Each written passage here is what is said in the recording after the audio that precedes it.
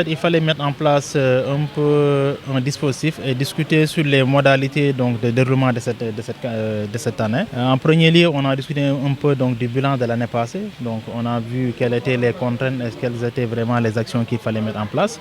Maintenant, et voir quelles sont les modalités pour un bon déroulement donc, de la campagne de vaccination pour cette année. C'était un peu donc, les grands axes. On a discuté des objectifs parce qu'il faut le savoir que chaque année nous vaccinons pour les 5 maladies, donc à savoir la peste équine pour la dermatose nodulaire contagieuse bovine et la péripneumonie contagieuse bovine pour les bovins. La peste équine c'est pour les chevaux et pour la volaille nous vaccinons contre la maladie de Newcastle.